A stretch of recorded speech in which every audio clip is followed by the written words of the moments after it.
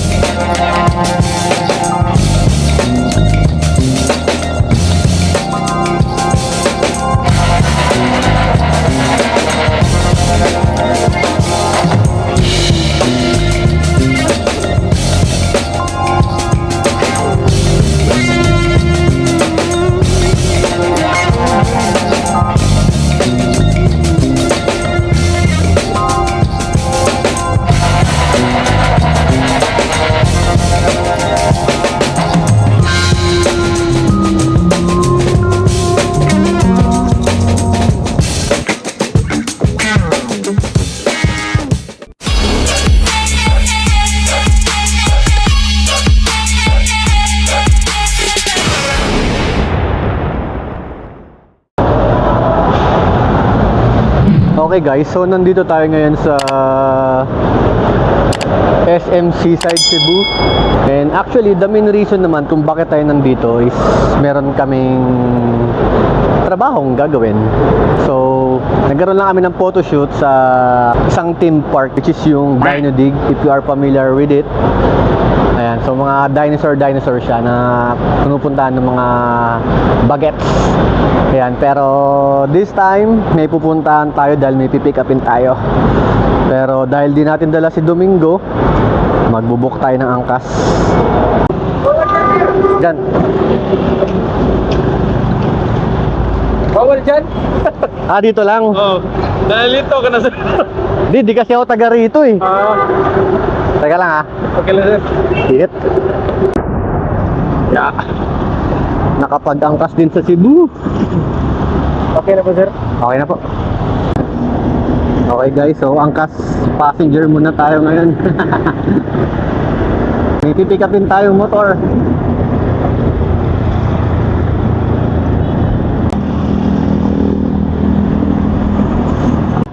Kamusta angkas dito kuya? Malakas rin? Oo sir. Oh, parang Maynila rin to eh, no? Kahit anong oras. Oo. Hindi. Pero ang traffic dito, ano lang, puro rush hour lang. Rush hour. So sa mga isang araw ko yan, mga nakakamagkano na uuwi mo? Depende sir, pero Huwag malakas. minsan pag malakas, mga 1.5. Wow, grabe, lakas din nun ha. Oo. Noon day na yan, mga Oo. 10 to 12 hours. 10, grabe. Lakas mong pumasada kuya. Kasi kita pag mag-focus ka sa pag-drive. Oo. Oo. Grind lang talaga ng grind, no Drive ka lang kuya? ng parang wala lang. Dito ba ang ano nyo dito? Kung baga parang yung pinaka-minimum fare nyo na 20. 20 lang. Oo. Sa amin ano yun, mga 50, ganun.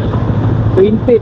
Tapos kung may pasahero na gusto mag-avail ng promo, ka ng 50%, so G's na lang.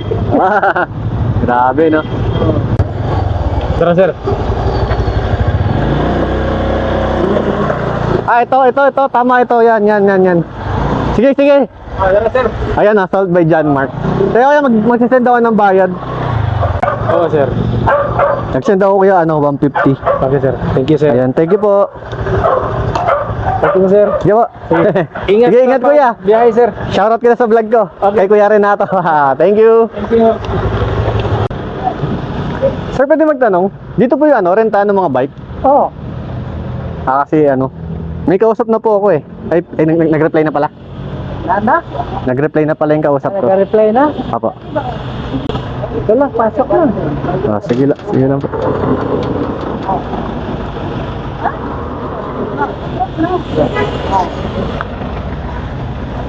Doon, oh. Dito po. Oh. Hello po. Yung sa motor po. Yes po, sir. Sino po yung kausap ko? Kayo po yung kausap ko. Okay. Good morning po, sir. Good morning din. Ano po, sir?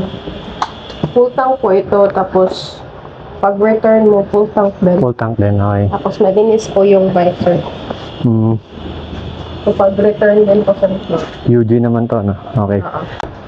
Bali, mag-payment muna ako sa'yo. Oo. Tapos maghingi po ako ng valid ID na pang deposit, sir. Sige. Tapos pakita po ng ano niyo, presensya niyo. Okay. Ito, 2ID. Bali, ano po, sir, 2-3 po lahat dala sa 1,000 security deposit. Tapos pag-return niyo po, Kukunin yung 1K. Bali, Babalik. 2, 3. Oh, igay din.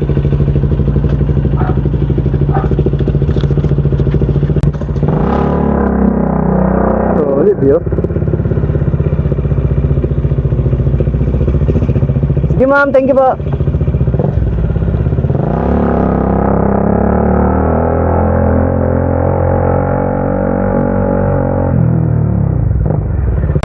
So yun nga guys, bali nakapag-rent na rin tayo ng ating bike dito sa Cebu. Okay, so big shoutout sa Wheels Are Us. Yan, so thank you kay Ma'am Janet na nag-assist sa atin, no, para ma-rent itong Dominar 400 UG na tatawagin din natin si Domingo 2.0. Ayun, so actually marami silang bikes pero unfortunately hindi available yung mga R3 nila and mga Ninjas nila kasi nga na-disgrasya daw before ng mga renters. So buti na lang available itong si Dominar 400 UG natin. Tingnan nyo naman, di ba? Naka-visor na, naka-handguard, tapos naka-SC project pa na pipe. Sound check nga tayo.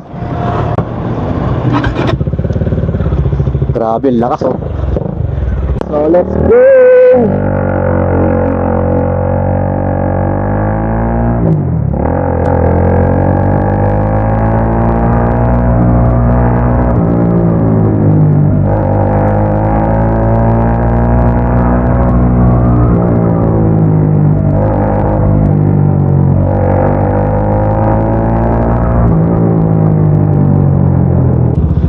Kung iisipin nyo, parang di naman nakakapanibago mag-drive dito sa Cebu kasi para lang din pala siyang Maynila. Matraffic, sobrang daming tao. Ayun, pero siyempre di pa natin kabisado yung mga pasikot-sikot dito eh. So medyo ingat-ingat lang din kasi 'di ba? Mahirap dito pa tayo magkaroon ng violation.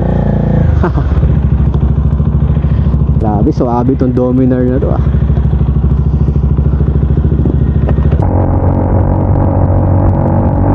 Okay, sobrang init na. Babad yung braso natin.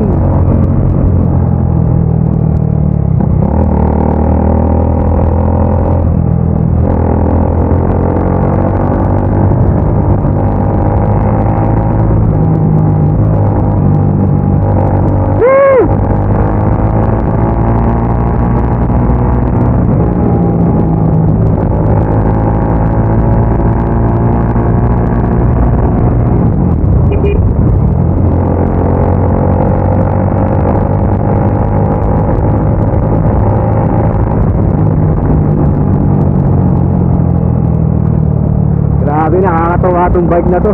Ay, ay, ay. Ramdam na ramdam mo yung lakas ng Dominar eh.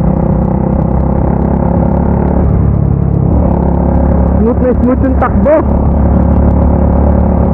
Kaya napamahal na rin ako sa Dominar talaga eh. Kasi yung sport bike naman talaga yung gusto ko. Eh yung Dominar natin is touring. So very comfortable talaga siya pagdadaling sa mga rides. Kahit long ride. Diba? Kaya kung napapaisip kang bumili ng Dominar, huwag ka na magdalawang isip, diba?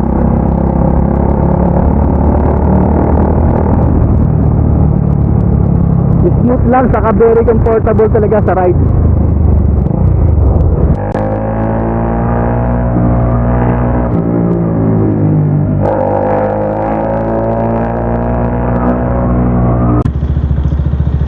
Ayun, mukhang aabutan pa natin si Kuya.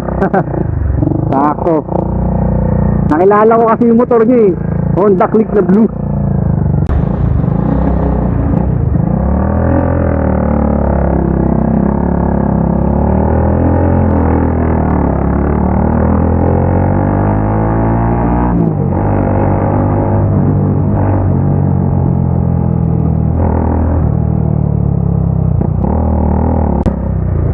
Kuya Renato!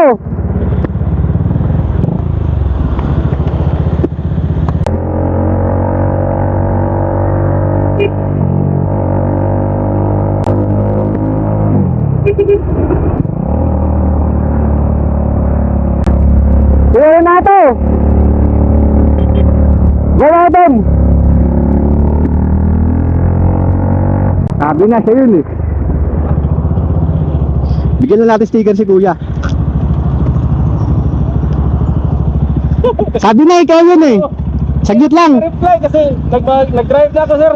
Nakita kita doon bago magtulay. Lumiko ka. Nag-pick up ako. Oo. O ito, thank you ah. Ano mo, sir? No? Ha? Maganda. Oo nga eh. Buti nga available. Sige, ingat.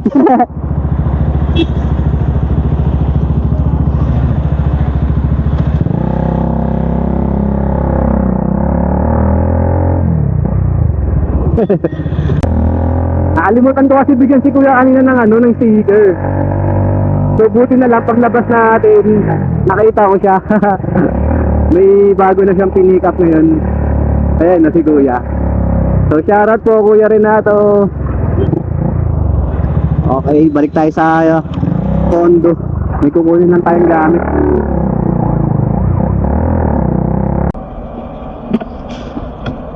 Tsura natin. Oh no. Kala ko nawala eh. Grabe init. The next day.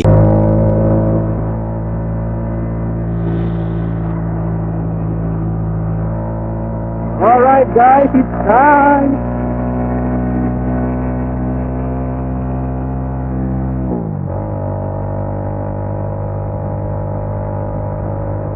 Alright guys, oras na para dumaan dito sa Station X.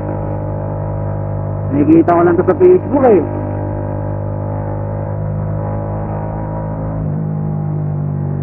Ang di ko lang sure kung pwede kami sa labas ng motorcycle lane.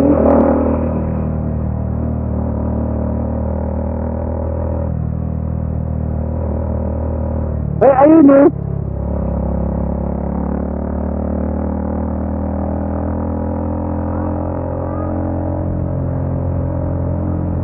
Dapat dito ako.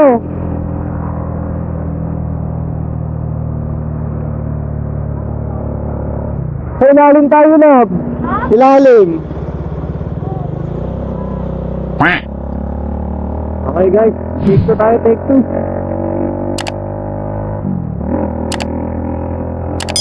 Bis na sa taas tayo pumasok kanina, sa ilalim tayo.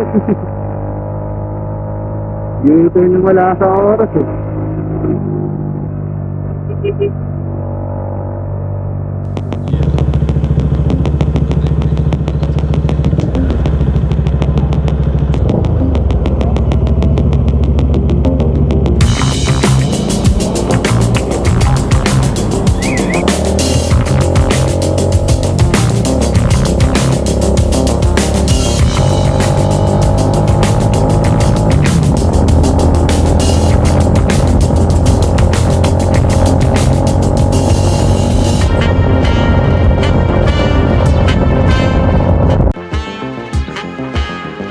So may daanan din siya ng bike sa gilid.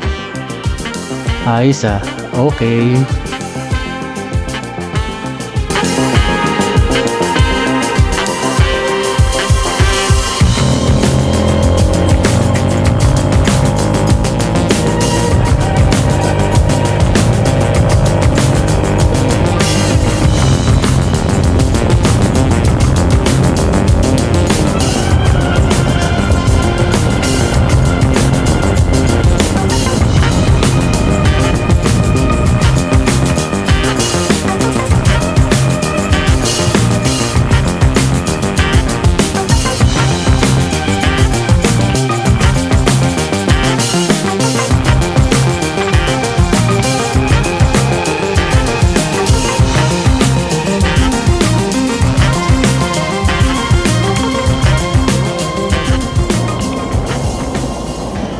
So yun guys, yun lang yung napuntahan natin dito sa Cebu. Kasi kailangan na natin ibalik itong motor. Mag-aalas 12 na. Pero bago yun, kailangan muna natin humanap ng car wash. Kasi kailangan to malinis bago isoli.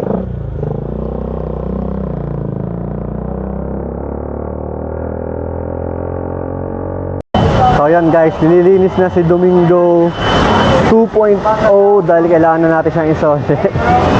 So kung magrerenta kayo ng mga big bikes or motorcycles, message nyo lang si Wheels R Us sa Facebook. Very responsive. Oh, shoutout! Kaway ka ulit! Kaway ka ulit! Ayan, si Kuya Christian! Yan guys, so nabalik na natin si itong Dominar UG.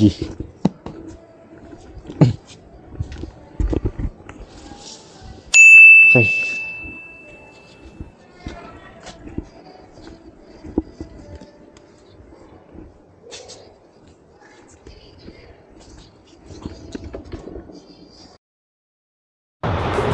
Dito ka sa harap para ano, kita ka. Dito. Dito kaya abot sa harap. Makaon ba yan? Woo! Bati ka na kasi, baka may isang batiin. Wala nga. Sa kabila. Tawa mo, ganun.